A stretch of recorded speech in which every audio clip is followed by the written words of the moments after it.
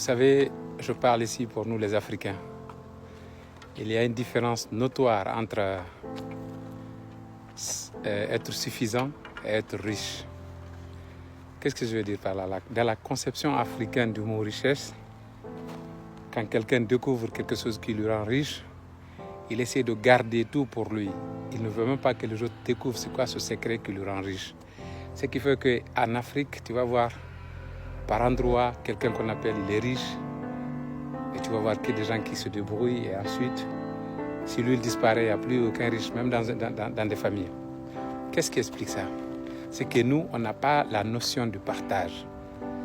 Et je viens de terminer un bouquin qui parle de franchise, comment les sociétés européennes ont été développées, toutes ces grandes marques que nous voyons, que ce soit des marques de consommation telles que Carrefour et Leclerc et tout. Toutes ces marques-là, comment elles ont été développées et créées par un seul homme, mais qui s'est rendu compte tout de suite de l'engouement de la chose et du potentiel de la chose, et qui s'est dit, au lieu que je ne garde ça pour moi et devienne suffisant, je vais le partager avec d'autres en les incitant à venir investir et prendre des parts et bénéficier moi de mon expertise et de l'expérience que j'ai faite pour arriver où je suis. Ils ont développé d'abord la chose, ils ont implanté, ils ont capitalisé, ils ont fait en sorte que la chose soit vraiment rentable. Et la personne aurait pu se dire simplement, voilà, j'ai créé ma marque et aujourd'hui, voilà, et ça marche bien pour moi et ma famille, je garde pour moi, comme ce que font les Africains pour la plupart. Mais eux, ils n'ont pas vu ça, ils n'ont pas fait ça comme ça. Ils ont vu grand, ils ont été généreux, ils ont dit, ça c'est quelque chose qui est pourvoyeur de richesse. Ça peut me rendre riche et ça peut rendre beaucoup de gens riches sans que ça n'affecte moi ma richesse. Et ça va pérenniser ce que j'ai créé. En quelque sorte, ils se sont immortalisés. Ils ont appelé des gens, ils ont dit, voilà, si vous voulez vendre des choses sous la bannière de cette marque, vous venez, vous déposez une telle somme, une certaine caution. Moi, je vous donne l'expertise, je vous recommande auprès des banques qui me font confiance, ils vont vous prêter de l'argent. Et je vais vous accompagner dans un endroit où il n'y a pas cette marque-là. Vous allez vous implanter, vous allez devenir votre propre patron, mais vous allez bénéficier de mes conseils, moi qui suis passé déjà par le chemin que vous devez emprunter. Et ils sont développés, c'est ce qui fait qu'aujourd'hui, dans chacune des villes où on va dans ce monde, on retrouve les mêmes enseignes. On se dit, ah, c'est pour une seule personne. C'est peut-être, certes, c'est normal. C'est une seule personne qui a créé, mais ce n'est pas pour elle seule. Il y a beaucoup de gens qui deviennent propriétaires, qui deviennent des riches à travers la découverte, si vous voulez, et la création d'une seule personne. Mais ça, c'est loin d'être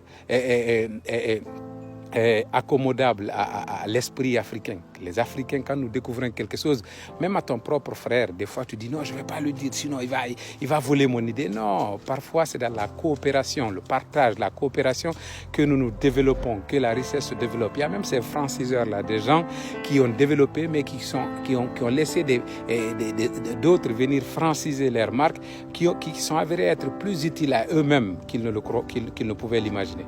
Donc c'est dans la coopération qu'on pourra développer l'Afrique. C'est dans la coopération d'idées qu'on pourra se développer et essayer d'aider nos créations à grandir, à être fructueuses pour tout le monde. La richesse, quand elle n'est pas partagée, c'est pas une richesse, c'est quelque chose de suffisant. Parce que le jour où toi qui prétends être riche mais qui garde tes secrets, tu disparaîtras. Personne ne pourra perpétuer ce que tu as créé, ça va disparaître.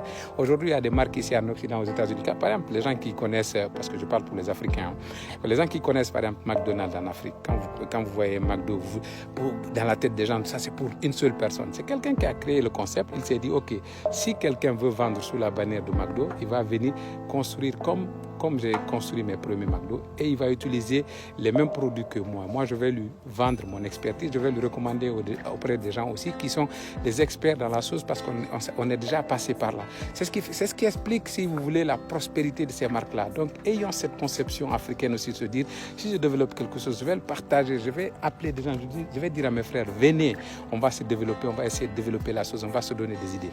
D'accord, la famille, ne soyons pas avares, ne nous accaparons pas de tous, ne gardons pas tous que pour nous. Quand on découvre quelque chose qui peut nous rendre prospères, partageons-le avec des gens, même si c'est des gens qui sont envieux, parce que la plupart des Africains aussi, dès que tu leur montres où tu vas aller te ressourcer, ils viennent patauger là-bas. Ils font tout pour que tu perdes la notion, pour que tu perdes la source de ton bonheur. C'est comme ça, c'est aussi africain ça. Je comprends pourquoi aussi les gens se méfient, mais essayons de développer la coopération entre nous Africains, en nous accompagnant, en nous entraînant, en nous donnant.